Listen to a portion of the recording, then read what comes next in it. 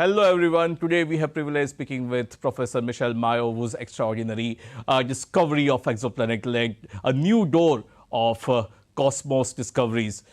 He is also a 2019 Nobel Prize winner in physics. So Professor Mayo, welcome to the show on Doordarshan. Thank you very much for the invitation to discuss with you. I'm so glad to be here at the time of a very important conference here with a lot of colleagues from different countries discussing this kind of matter. Okay, Professor Mayo, I would like how was your childhood like? From where does your romance with stars and planets in sky begin? In fact, when I was a child, I was really interested in science, but not specifically astronomy. So, not far where I live in, I remember a mountain with a very important shape like this, because the force between the different continents, and so it's exciting how it's possible to do this kind of change of the mountain. So, and then after I was interested in different domains of zoology, botany, and so on. So, and then after I start, evidently you have to choose after the high school, and I start to do theoretical physics because I was really fascinated by the elegance of the theoretical physics. So I did study in physics, and I start during my first research to interaction of particles with large spin, so nuclear reaction, nothing to do with astrophysics. And then after I start a PhD at the Geneva University. When you are looking beautiful pictures of galaxies, you see frequently the shape of the galaxy as two arms. Okay. And until 1963, nobody understood how it was possible, because the size is terrific. The light will need 100,000 years to go through. So what is the physical process to explain this thing? And some colleague of US, Professor Lin and Professor Shu, gave the answer. It's a kind of wave. Okay. So it's not matter. And then after this opened a lot of marginal questions, and I did my PhD in that field. So that wave is supposed also to slightly modify the motion of stars surrounding the sun. So this is, at the end of my PhD, it was purely theoretical. So I decided, I need to measure the velocity of stars to prove if what I did is correct or not. I met in Cambridge, in England, a young astronomer, developing a new kind of technique. And for me, I fall in love immediately with the idea. So this instrument was not fantastic, and it was easily imagined that we can do something better. So when back in Geneva, I asked the permission to the director of the time to develop this instrument, and it was a dream. Gain of efficiency compared to the old technique was 4,000. Oh. So it's incredible. You can start to do what you want. Every domain you can. It's so easy. So it was a very good moment in my career to decide to do instrumentation. Okay. And this was the start of a long life of development of different generations of instruments like this to measure the velocity of stars. It was a clever idea made by an English astronomer a long time ago. And so, and today everybody uses only this technique. Yeah. Okay, so whether this 51 Pegasi B was an accident, serendipity, or you thought it will come in your way of your journey? No, not really, because previously with the old spectrograph, we have selected a sample of 142 stars like the Sun, okay, and not part of binary stars, because you know a large fraction of stars are part of a double star. So we have decided to not to complicate the story, so to take only single stars, And it was not serendipity. We measured the velocity of the first one, the second one, the third one night, let's say 30 measurements during a night, and the night after we repeat, and so on, and 1 week after we repeat, and 2 months after you repeat. And so at no moment you say, yes, we have a planet. It's only when you have a long series of measurements made during several months that you start to see that one set of measurements for one planet looks to be periodic. What is the possibility? If a star is moving like this, it's not without any reason. You have to find the reason. You do some very simple calculation, and it is a Jupiter-type planet, but with a period of 2 days. No, 4 days, 4.2 days. Crazy, crazy. The theory predicts that giant planets cannot have a period shorter than 10 years. Jupiter, something like this, Saturn, 30 years or so. So you have a discrepancy with the theory by a factor 1,000. Yeah. So if you do not want to be ridiculous, you have to be a little bit. So I just want to be in that moment only.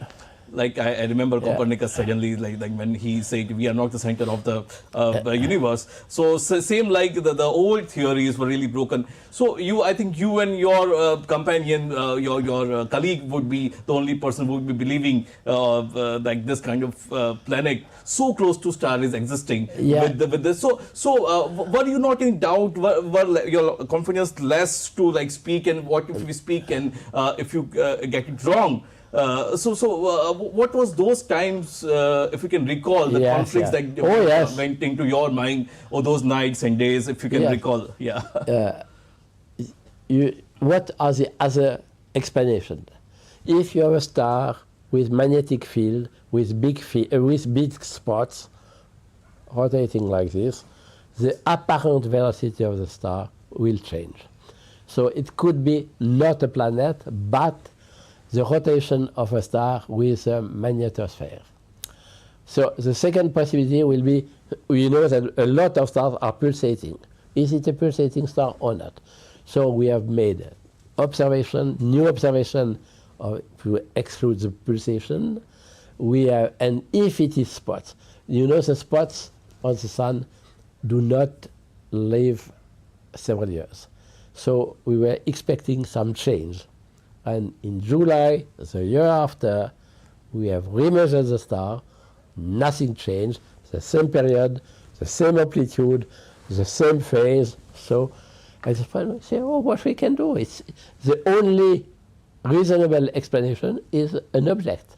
I don't know what it is, but it looks an object. And we publish it in the paper Nature. It's a relatively important paper.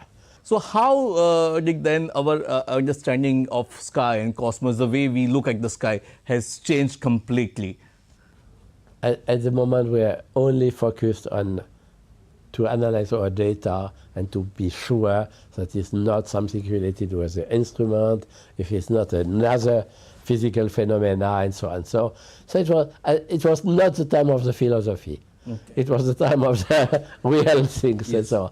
And then after, we announced the discovery in October '95 in a colloquium in Italy, in Firenze, and it was the moment everything changed. Overloaded by television, by journal papers, and so on. And it was, I don't know, a dozen and dozen and dozen. And so we realized we have put the finger on something not habitual, not usual. And after we say, okay, with Didier was my student. Okay. And we say, oh, okay, 2 months we will answer kindly to journalists, and in 2 months, okay, everything will stop, and we will continue to do research as we did every time. And this never stopped. It's the reason why I'm here. No, this never stopped, because in early '96, our colleague from California announced the discovery of 2 planets. and so on and so on. Always you have new things, and then evidently today we still have a huge interest because you have space mission. You have a lot of space mission. It's very at the top priority of agencies, NASA, ESA, and so on. It's so you have a huge amount of people working in different institutes, biologists, chemists, physicists, astronomers, and so on, geologists, to analyze the next big questions, à savoir, do we have some form of life on some of this planet? At the beginning of the 20th century, so not so far, the general feeling, estimation of our colleague astronomer, very big names, Sir Jeans in Cambridge, Shapley, Harvard, and so on, estimate that we are alone in the Milky Way. 200 billion of stars, and we are alone. Okay, it was based on the Aronoff theory, and then after the idea changed in the middle of the 20th century, and suddenly, immediately the idea jumped to billion, hundreds of billion of planets. Almost every star should have planet. Okay. So it's not so, it's interesting to see that these ideas are not so old. I was already living when this change was appear. How do you see the journey of this instrumentation, journey of all these observational techniques and technology, whether it is like TRAPPIST or whether it is the Kepler mission or James Webb? Yes. Yeah. Yes, it's true that if this domain was not considered to be priority before 51 Peg, after it was completely changing. A lot of new instrumentation, new big observatories start to do systematic measurements. And in Haute-Provence, we have not only discovered 51 Peg, but several others. But you know, the size of the telescope, the quality of the skies was not absolutely the best we can dream. And so we have decided to develop a new instrument to put in the southern sky in La Silla, in Chile. Today, here in Ahmedabad, the PL joined the club. Yeah. Yes, they have developed a new instrument called PARAS-2, it's an acronym, yeah. And this is a spectrograph, and what is very special, that it has the capability, the precision to measure 0.3 meters per second. Okay. So 0.3 meters per second change is something like when you are walking. Yeah. So you are measuring the velocity of a star quite distant, yeah. And you are able to see change of the velocity at this level of the velocity of a layman. So I'm very happy to be here, because to see some colleague joining the club of people having this capability to search for planets. In 2 years, I believe from now, ESA will launch a new satellite called Plateau, yeah. And with the capability to measure, to search for planets, to analyze the age, the mass, and so on of stars. So it's thousands of stars. So it's good if you are several to measure, because the radial velocity is technique, my own technique. It's really chronophage. Need a lot of observing time. You need a lot of nights, so it's good if you are several to do it. But my question is also that we also assume, or we know, we hypothesize, as so many hypotheses are there. So is it really compulsory or necessary that only silicon-based or carbon-based life forms can be there? Is our understanding of life is really very much constrained by this thought, or can there be any another form of life which we might not have defined, but it is there, we might be still looking at there, but we are not able to recognize? What's your take on that? One of the most significant feature of life is the need to transfer the information how you live to your daughter, and then to the granddaughter, and so on and so on. So you have a flux of information, and do you have another explanation except this long chain of atoms?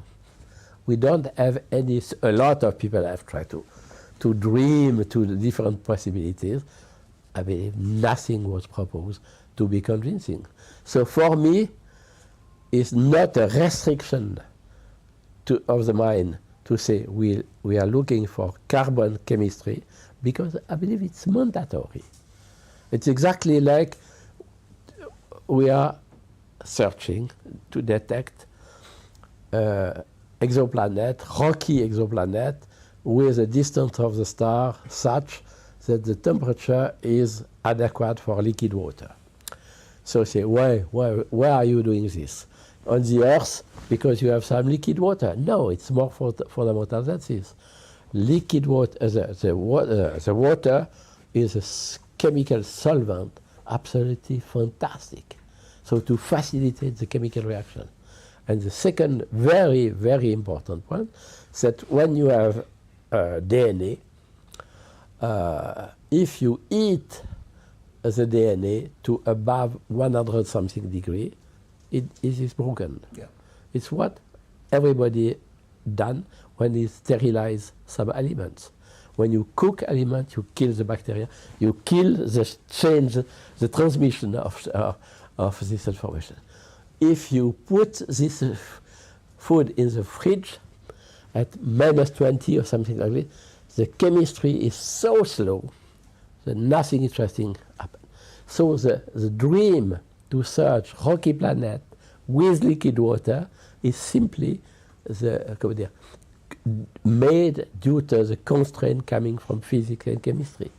It's not, so I do not pretend that we cannot find different process. But up to now we have one good process. Okay, first try to explore this.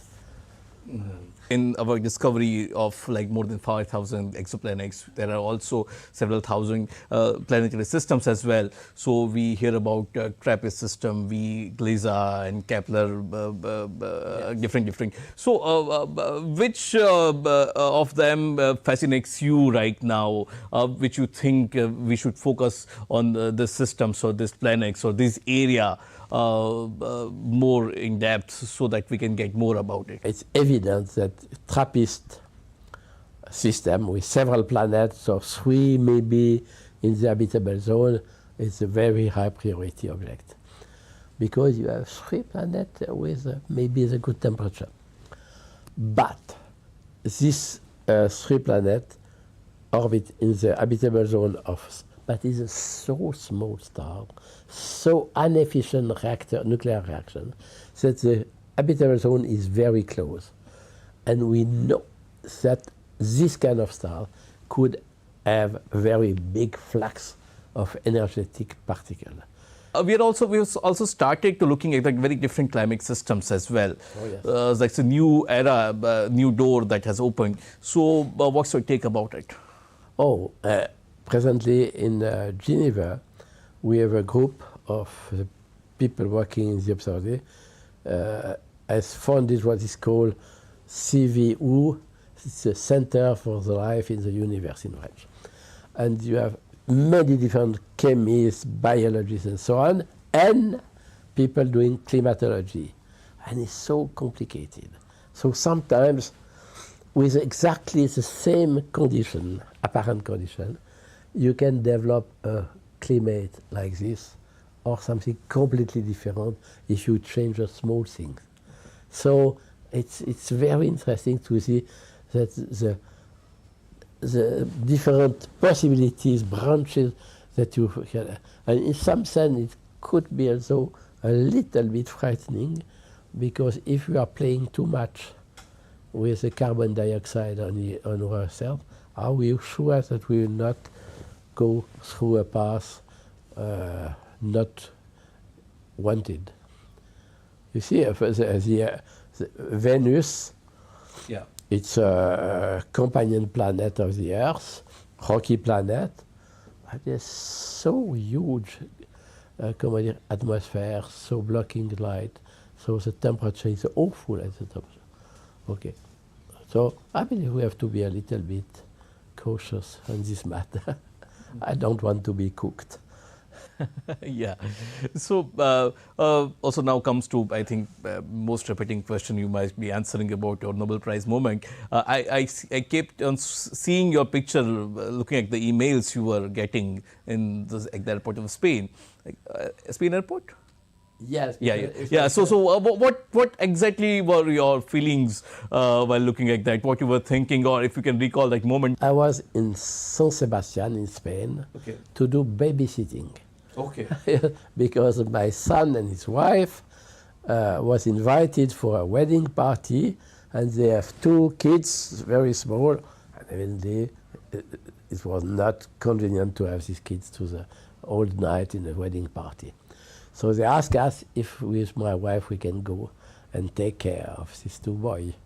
And so we were, and when we left San Sebastian to take the bus to go to the airport, it was 11:45. And I said, oh, I would like just to learn what they are saying in Stockholm. And it was exactly the beginning of the session where the secretary of the Academy of Science said, today the Nobel Prize will be awarded to people having contributed to knowledge of the cosmos. Say, oh, interesting, this is. And I say, the professor Jim Peebles, having done a huge contribution to cosmology, so I say, oh, again, cosmology, because they already received a lot of. And then he says the second part will be devoted to exoplanet, and so on. And it was the time to leave to the airport. So you were doing softly, you listen to your neighbors. Okay. And when we are, after they tried to contact me in the underground bus station, it was so noisy, it was impossible. And then after I say, oh, if you want, we can have a contact to the bar of the airport. And the picture, when I was on my computer like this, it was taken by my wife. Okay. So, and it was completely crazy because the computer was saying cling, cling, cling. Every few seconds you receive an email. Friends and family. So like very, very few people get Nobel in this earth. So like you were just professor, maybe you were a scientist in Geneva. You got awards before that also. But how it's being different as a Nobel laureate, how world sees you differently and how you see the world differently, if you can be more candid about it, then you can say it. Yes, it's evident that we have immediately some closer relationship with the government. Sometimes we are invited to discuss something like that. But I believe we have to be a little bit cautious. And evidently we have a duty, I would say, at least what I feel myself, to contribute to outreach activities. So we need to use this label Nobel to give conference, course, and so on in school, in different places. I believe it's and here you have seen the auditorium was full of people, a large number of questions after and so on. So I believe this is, I'm not obliged. I'm a retired professor, but I believe we must do it. When you're not doing science, what do you generally like, apart from telescopes and observatories and conferences and lectures? Would you like to do? What you do generally? What I'm doing is a lot of hiking in the Alps. So several hours from one place to another one with my wife. So this is beautiful to be in nature. And so this and except this, what everybody do, read books. So is there any dream place for you to go for hiking or something you're planning this year or maybe upcoming years? Like, yeah, we should go over here? No, okay. I'd like very much to do discovery travel. Okay. So next 2 weeks, we will turn around the Gujarat Okay. and spending quite a lot of time in national park to look animals. For me, spend 3 days just looking to find the lion of Asia or other things. For me, it's certainly one of the most exciting part of my life. What Indian food or Indian cuisine you like most, or something that you want to cherish again? I like very much Indian food, except maybe if it's too spicy. We are not trained to have so spicy food, but except this is a beautiful food. And apparently Gujarat food is renowned. Okay. So we'll see. And Professor Michel, what advice you will give to young astrophysicists, astronomers who are really looking at the sky and really want to do some good research? So what would be their way forward? So the first point I would say, if you hesitate to choose as a profession to be science, I believe it's a good choice. Not specifically astronomy. You can do geophysics, you can biology, so every domain of science. It's very, you offer a very nice life. Then if they choose astronomy, they have to avoid to believe that we have answered all the important questions. Stupidity. Because today we have the question we mentioned already, do we have life in the universe? Yeah. In cosmology, you have a fantastic success, except that apparently the most important part of the matter is not known. It's called the dark matter. We are sure it's not matter like this. It's really something different. It could be different particles also. The universe is expanding. We know this from 1 century. And suddenly, 20 years ago, some colleague discovered that the expansion increased with time. And this was not expected. And nobody knows from what is the reason of this acceleration of the, and so on and so on. You have black hole. So, singularity of the general relativity. And today, these people discover huge black hole already existing very soon after the beginning of the expansion of the universe. Why? What are the mechanisms to form? Okay, so just to explain, we have plenty of huge questions for young people. Yes, yes. So thank you, Professor Michel Mayo, for talking to us. It was really wonderful interviewing you, talking to you, have this dialogue, and we really went into the lots of dimension of science and culture and experiences. So thank you for joining us. Thank you for the opportunity to be here. Merci. Thank you, Messi. So as we conclude our interview, the Professor Michel Mayo, we are left inspired by his dedication to unraveling the mysteries of the universe. So thank you for joining in Doordarshan in the special show. Thank you.